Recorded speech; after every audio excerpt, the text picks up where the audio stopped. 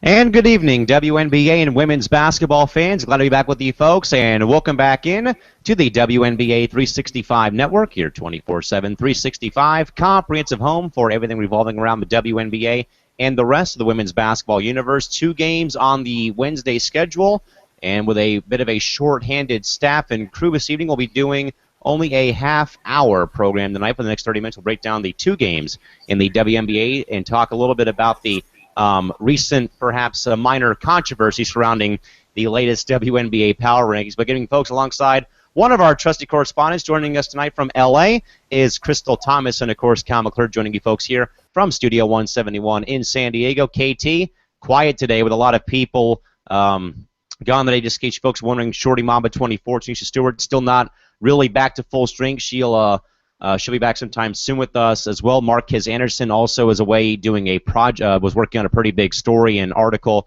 for the Project Spurs network, and also Eric Nimchok, still our great buddy from today's Fast Break, is also still on a writer's block work schedule. But Crystal, I know that's only 2 people, but we'll get through the night. I would assume we'll get through the night without any problems. But how's it going tonight? Good to see you. It is going well. Just finished my final, so I'm free until the fall.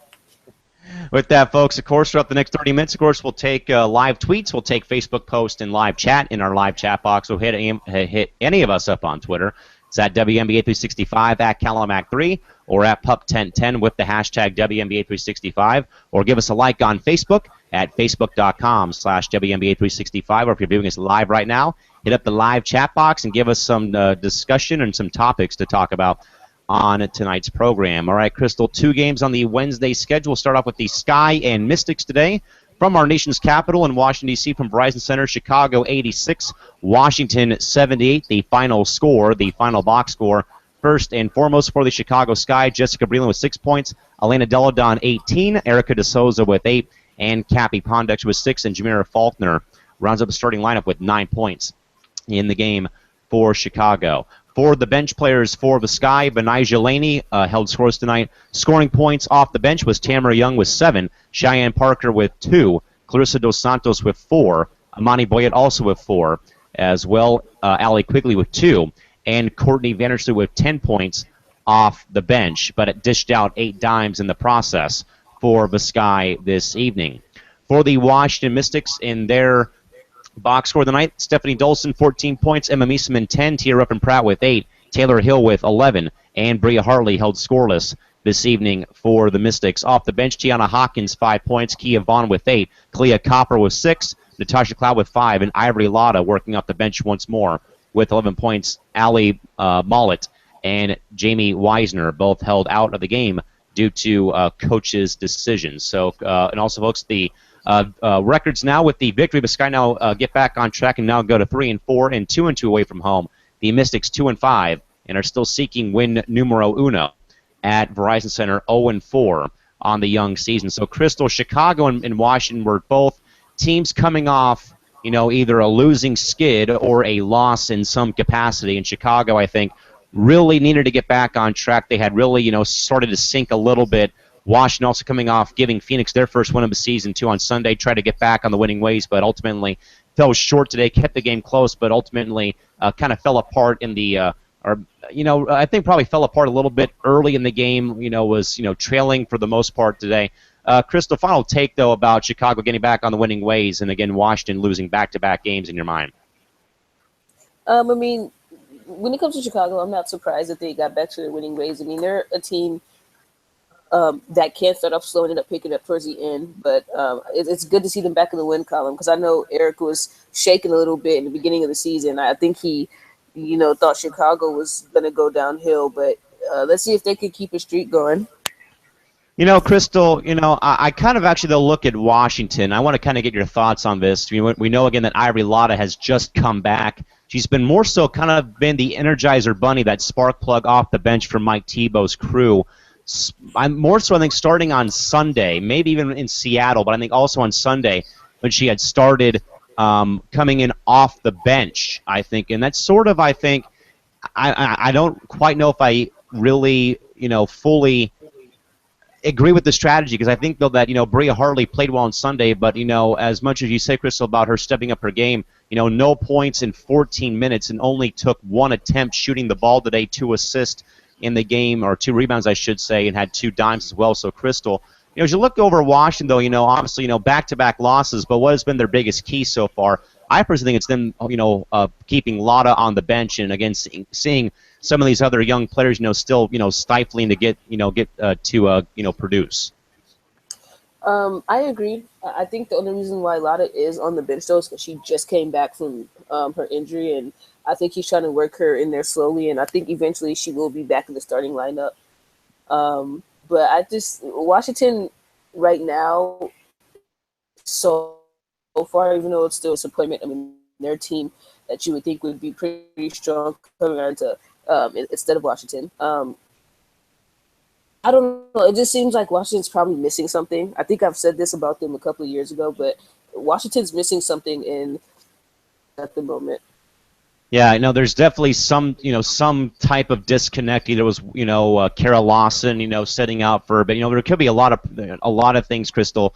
But like I said, I mean, with them, obviously holding Lotta out for a bit, trying to, ease her way back into the starting mix, obviously, is a pretty big factor. And also, I think, a player, Crystal, I think that was kind of under the radar, I think today was Courtney Vandersloot, who had dished out 7 dimes in like maybe the first 4 or 5 minutes of the game today, really played out of her mind off the bench for Pokey Chapman this evening for the Sky. Again, her line had 17 minutes, Crystal, but again had dished out 8 dimes for the game, but 7 of those, I want to say, were in the first 5 minutes. So, it looks like, though, that, with Sloot coming back, though, Crystal, and her being healthy, she kind of adds another dynamic, another layer to this Chicago team. So, Crystal, how about your thoughts about, Vandersloot coming back off, missing a couple games early because of an injury, but, hey, 7 dimes she dished out in the first opening minutes of the first quarter this evening. 10 points and 8 assists for a person coming back from injury is actually really solid. Especially when, they have to get their timing back. They have to get their she's missed how many games she missed? I think like 3 or 4 so far since the season started. And so her coming back to having 10 and 8 is actually a pretty good sign for Chicago. Just wait till she gets in more shape and wait till she gets the hang of it. I think it's going to be, even better for them. But they needed her. They really needed a person to distribute the ball. Obviously, she distributed it well. As you said, 7 assists in the first 25 minutes of the game. So I think they really missed that. That can pretty much just switch the whole game for Chicago. And I think now that they got her back, there's going to be more wins for them. All right, guys, we have one quick tweet coming in from one of our correspondents from our good pal Shorty Mamba 24 on Twitter. Crystal, to you, are you somehow related to Tiara Ruffin Pratt from the Mystics? Oh my goodness! I knew somebody was going to bring it up. It doesn't help that I have on a red Nike tank top right now, and my hair looks like hers. But no, Shorty, I am not. Sorry to disappoint you. No relation at all. Could be a stun double, but Shorty, thanks for the tweet. And, of course, folks, it's at WNBA365, at Calamac3, or at Puck1010 with the hashtag WNBA365, and we'll get to your commentary throughout the course and remaining course of tonight's show. Crystal, the other game in the WNBA today, the Indiana Fever also go back on the winning ways with a 10-point victory, 85-75 over the Seattle Storm from Bankers Life Fieldhouse in Indianapolis, Indiana. Final box score first for Seattle. Crystal Langhorn with 3 points, Brianna Stewart 22 points, Sue Bird 14, Jenna O'Hay with 6, and Jewel Lloyd with 11.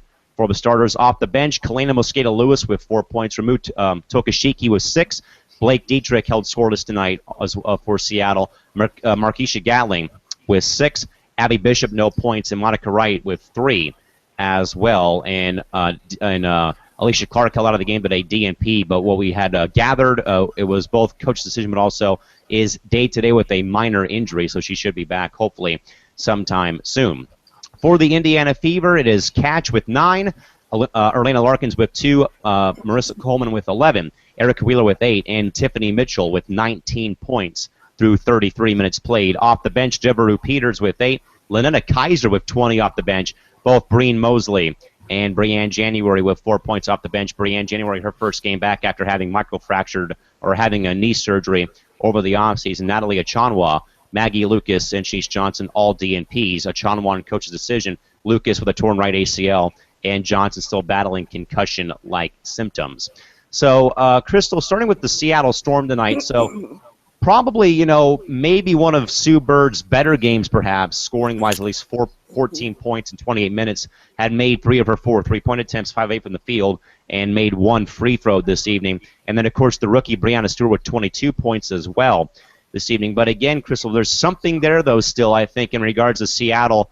They always seem to battle, but again, something I think went wrong this evening for the Storm. But Chris, how about first of all your final take though from this evening's game between the Storm and Fever?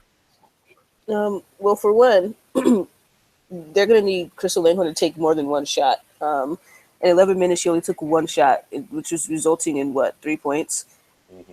They can't. They need her to get more active. I mean, we've said before, Crystal Langhorne hasn't really been the same since she's left Washington. Back in her younger Washington days. I'm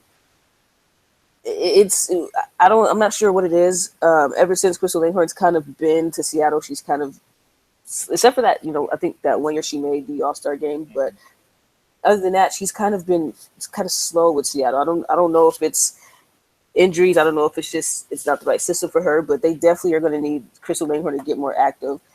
And I would agree. I mean, Sue Bird, scoring-wise, this is probably one of her better games of the season so far. 14 points, 6 assists. She was pretty active out there today, 5 of 8 for shooting. She only missed 1 3. She was doing pretty well, but I can see here that she didn't get to the line that many times, and I think that is a reason also why they can't win. I mean, if you don't get to the line, there's no way that you can really get even close to the game. But I mean, Seattle, they made a pretty good effort. I mean, I see Breanna Stewart, the rookie, had a really good game, 22 points. It seems like they just need more. They need a little bit more. I think Crystal Langhorne is one of the people that they need more from. She's a vet, and I don't think they've really been getting much from her at all yet this season. KT, I totally, 100% concur with you that, you're going to need a bit more out of, out of Langhorne, a little bit more out of Bird, perhaps, maybe. But for a rookie like Stewart, we know that she was, the heart and soul and the leader of all those UConn teams. But even as a rookie, seeing her kind of, take leadership a little bit this early in her career, again, 32 minutes this evening, again, 22 points was great, for her as well, and, having a great game. But I also think, though, Crystal, the bench has got to be a little bit, maybe they need more out of the bench, though, too. Again, no one really cracked double digits on that bench this evening for Seattle. This evening, the only ones that were close was Tokashiki and Gatling with 6 each. Everyone else was either held scoreless or under 6 points. And then, Crystal, Eric Nemchok wants to ask you a question, but in regards, though, your thoughts about what has made Tiffany Mitchell such a great pro right off the bat in her early in her WNBA career? Man, I just think Tiffany Mitchell just was ready. We always talk about somebody who come out of college who have, the WNBA body, who have the WNBA mind. Definitely was ready. I mean, the funny thing is she's not even in her prime yet. So imagine when she gets to her prime. Imagine how much better she could get. I mean, she's good now, but Tiffany Mitchell's definitely going to be a star in this league one day. Star. She's just ready. She was ready, and I don't know if she'd be as ready as she was. A good pick for Indiana. Yeah, no, definitely a really big, really big X factor for Indiana. Eric, thanks for the question too, by the way. Crystal, as we do now go to the Fever, okay, Catch probably has maybe one of her worst performances maybe this season, but it was Kaiser off the bench carrying the load, 20 points, Tiff Mitchell with 19 as well, along with Coleman with 11. So, Crystal, here's a case of, Catch, having a rough day at the office, but there's 3 other players, though, filling the void and, playing team basketball for Indiana. Your thoughts about seeing that boxer again where Catch, again, rough day, but hey, there's 3 other players, though, carrying the load and carrying the Fever over the finish line for a victory today. That's one of the reasons why I like the Fever. I've always said it. People probably get tired of me saying, but having a bench is really important. Having a supporting cast is really important, and you can see it here. A number for her, but a supporting cast if she didn't have people around her, Seattle probably is amazing. That she's we started seeing it a little bit last year, but then it was starting to play way improved. You can see her improvement. She's going to be the X factor for Indiana for them going forward. I mean, her and Coleman. I think her and Coleman, especially unfortunately with all these injuries, those two are definitely going to have to step up a lot in order to help the team out. But I mean, that they're doing well. I mean, Indiana knows how to put personnel on their team and help to help catch, and that's exactly what they did, and that's the reason why they won. Crystal, Tanisha Stewart has one more question for you on a serious note, just in case you're wondering. While January did not really affect the game stat-wise, in your mind, how happy do you think the Fever are to have her back now in the mix? Very happy. I mean, I would be I'll be extremely happy. I mean, in January, what she think it's going to be win other teams. I mean, she defense or well, a really good league percentage. So I think getting her back would be big. I mean, they add an extra score on the court. They have a ball handler out there. Unfortunately, with Maggie Lucas going down, they definitely were going to need someone to fill the scoring void. And I think she's definitely going to do it. I know I would be. So again, folks, the Fever win the game today, 85-75. Only 2 games on the schedule today, so of course we'll have more about the games tomorrow. Crystal, there was probably one, as we already brought up about Maggie Lucas and her injury yesterday in regards to that. But I guess, Crystal, the only other kind of major news, I guess, was the latest rankings, the latest WNBA power rankings. Now, again, folks, while I did not actually put out the rankings through our automated system here with what I did for week 1. We actually did post the new ones on our sidebar on the website. But, Crystal, probably some minor uproar perhaps after for the recent power rankings on WNBA.com in regards now with the Lynx now at 6-0 and LA at 5-0. Obviously, and rightfully so, some fans voicing their minor displeasure for that. But, obviously, Chris, like we already said, it's probably a little tough still to kind of, rank everything so far. But, Crystal, in spite of the fact, though, that Minnesota and LA are still unbeaten, they're, at least from what I've seen through our network ranking system, they're pretty much even in every single capacity in regards to points and stuff. But, Crystal, I guess, overall thoughts. I mean, obviously, we factor a lot of things into the system, but I guess is there any thoughts about really who should be 1 and 2 after a couple weeks of the season in your mind? I mean, say it's Minnesota and LA probably up there for 1 and 2. I mean, they're still undefeated. I would give Minnesota number 1 simply because they've played more games. But I mean, it's between LA and Minnesota. That's number 1 and number 2. 3 could be like Atlanta or something like that because they're in the mix. But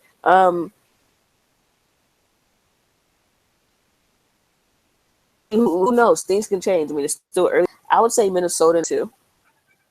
Yeah, I think everyone agrees with that aspect. By the way, we actually do want to give a congratulatory shout-out to both Angel McCoughtry and Candace Parker, who were recently named the previous week's Players of the Week for their play for both Atlanta and Los Angeles this past week in regards to McCoughtry. Earned the Player of the Week honors for the 14th time in her career, a 2-time scoring champion, 4-time All-Star. Helped Atlanta win all 3 of its games last week as Atlanta surged to the top of the East with a 5-1 record. For the week, the former Louisville standout ranked second among conference players in scoring, tied for 7th in rebounding, and was 8th in steals. Thus far in 2016, she is currently 6th in the league in scoring this year. In regards for Candace Parker, through 5 games, currently ranked 4th in the WNBA in scoring with 20.8 points per game, 7th in rebounding, and for the week she paced all conference players in scoring and tied for 7th in rebounding and assists. Behind her 26 points, 9 boards, and 3 assists and 2 steals, LA opened its week with a 93-80 victory over Chicago on ESPN2 back on May 24th, following it up with a 22-point performance and a victory over Connecticut. So, Crystal, 2 teams that have been, anchors and catalysts for both Atlanta and Los Angeles, getting their teams to both undefeated and 1-loss season start so far. Crystal, what do you think about Angel and CP taking home honors of Players of the Week for last week's action? I mean, I think they deserve it. Angel is a big part of why Atlanta's 3-1. I mean, there's a lot of games where she's fought and took them to the promised land. I mean, I think if it wasn't for Angel, I don't think Atlanta would be 3-1. I think they'd probably be probably like 2 or somewhere around there. But Angel's keeping them going. Angel and Tiffany Hayes are pretty much the reason why that team is doing as good as they are.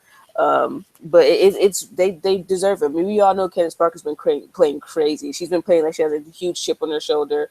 She's been playing like she's really wants to get that championship this year. For Candace, it seems like it's championship or nothing this year, but it's rightfully deserved. They've both been playing out of their minds.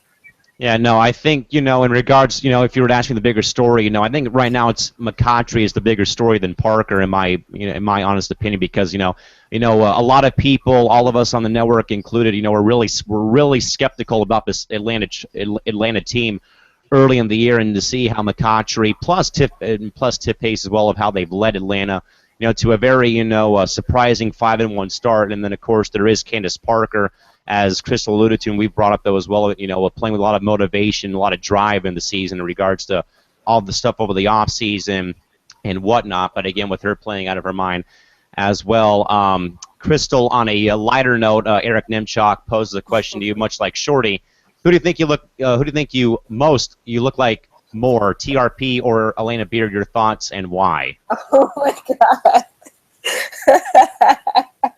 I don't look like any of them.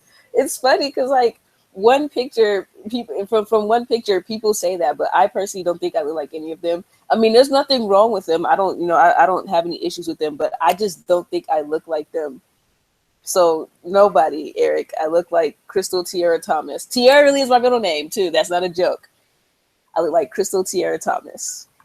Don't worry, Crystal. I've had people say I look like Jim Carrey, so I'll take that with a grain of salt and move on. Crystal, there is not much else to get to. We will actually, folks, give you a quick rundown of the menu for the next upcoming action. We have a couple of games tomorrow, or at least one game tomorrow, in the WNBA on Thursday night. We'll get to that scoreboard with you folks momentarily, but while we do, we will just remind you folks as well that this is officially WNBA Pride Month, brought to you by the good people at the Aquafina Water Company for the month-long campaign. Again, WNBA Pride Month. You can pick up your gear on your team-selected Pride Night day, or at your team store, or also on WNBAshop.com. There is only appears to be one game on your WNBA schedule for tomorrow. Actually, 2 games. I take that back. 2 games tomorrow. We got a full slate. It looks like. The website can be a little confusing with it says tomorrow when it's still 9:53 in the evening over here in in Southern California, with them being on East Coast time. So we'll pull up that schedule for you folks momentarily. But again, there should be a pretty good slate. So there is only one game tomorrow officially on the WNBA schedule, and it's a game that Crystal will actually be at. It's the LA Sparks back at home for the first time in well over a few weeks, I should say, with this one. They'll take on the San Antonio Stars. Now, folks, actually, we'll move to a valid point I should bring up.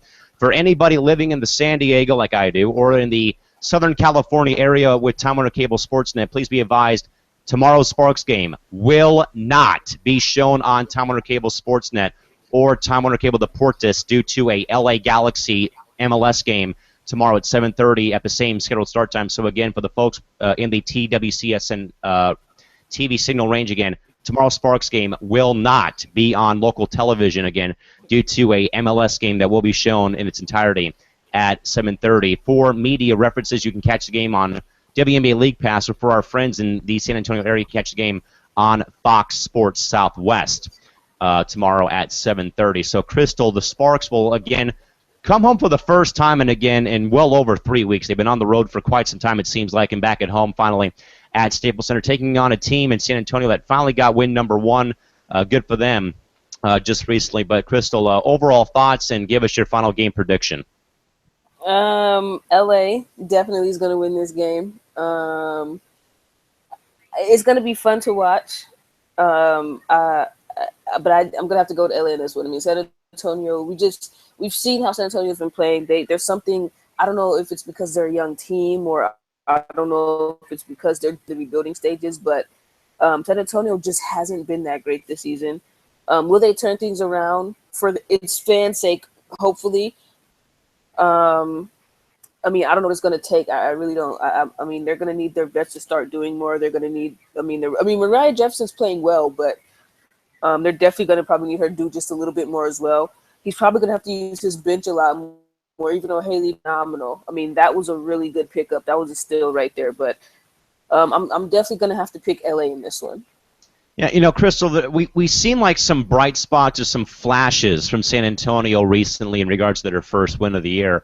But I agree, though. I think, though, that Los Angeles is just geared, and they're, and I also think, that there's, talent-wise, I don't really go, base it on talent, but in this case, Crystal, with how LA is, has really packed a punch recently. I'm not really, I'm not too sure about the Stars, but we have seen them already pull off one upset, you can say, over Chicago, but I still will pick LA in this game. But again, folks, as a reminder for anyone in the Time Warner Cable Sportsnet Signal area, Southern California, and where else you may get it, again, you will not be able to see the game between the Sparks and Stars on Time Warner Cable Sportsnet and or Time Warner Cable the Port Disc due to the LA Galaxy of Major League Soccer hosting Sporting KC. That game will be shown over the Sparks game in its entirety on TWCSN and TWCD. So, Crystal, here we go again. Not surprising, but again, once more, another opportunity here, Crystal, where again, another WNBA game in some market, again, will not be shown on local television due to a conflicting schedule of sporting events, or in this case, a bigger and better team over another team in this case. So, Crystal, we'll be stuck with League Pass tomorrow. But again, Crystal, is there any further thoughts again about this, WNBA TV dilemma that we've been stuck in recently, or have you pretty much said it all already? I mean, it's the same. I always treat the WNBA like ball-headed stepchildren. I said this before. You have a team that's undefeated, and it's kind of the situation that's going on with the Dodgers right now. A lot of you people probably don't understand because you're not in LA, but the Dodgers is only being shown on certain networks, and 70% of LA can't see their team. It's kind of the same way. You have a team that's undefeated, doing phenomenal, but you're not playing them because you feel the MLS team has more of a fan base, which is okay if they do or don't. But I just feel like if it is their network, you should show them the same type of respect that you do the MLS team, and show them the same type of respect you do that a men's game. But I mean, we've dealt with this before. It sucks, but I mean, if you really want to watch it, I guess you'll just watch it on League Pass. But it's unfortunate for those who don't have League Pass and don't want to pay for League Pass, and they can't even watch their team play. Yeah, no, Crystal, I think you're right, but I think that as I've said in recent times, Crystal, for instance, Crystal, with me being in Phoenix this past weekend, Fox Sports Arizona has gotten it right in regards to they have Fox Sports Arizona as their main one, but they have Fox Sports Arizona Plus as an alternate station. So while I was over there, I was able, or at least the people that couldn't go to the Mercury game on Sunday that had to watch the Diamondbacks game against the Padres on Sunday, they could flip to Fox Sports Arizona Plus and watch the game with Kevin Ray and Ann Myers-Drysdale. So, obviously, I think that's got to be the way that you have to go sometime soon. Eventually, I mean, because it's going to be inevitable pretty soon that you will have to show the WNBA games on TV. And I think the easiest way is just to do an alternate station. You can put the Padre game, the Galaxy game, or the Diamondbacks game, or the Twins game on Fox Sports, on Fox Sports AZ, Fox Sports or FSN, or TWCSN, but have an alternate station to also show, the WNBA game while you have the Twins and Padres and the Galaxy playing at the same time as the Sparks and Lynx and Mercury do. But, it is what it is. Bringing folks once more just to, again, throw it out there. But, again, Sparks and Stars for the folks that are in the Time Warner Cable Sportsnet broadcast area. The game will not be shown on local television again due to Galaxy Sporting Kansas City from StubHub Center in Carson, California. That game will be shown instead of the Sparks game in its full entirety on TWCSN and TWCD. With that, folks, up until tomorrow night when we have the rest of our crew back with us after either illness or projects they've been working on. But for Crystal Thomas and Callum McClurg, we will see folks back here tomorrow night. Same bat time, same bat channel, same bat time. And, folks, We'll see you folks back here tomorrow. Till then, good night and so long. Bye-bye.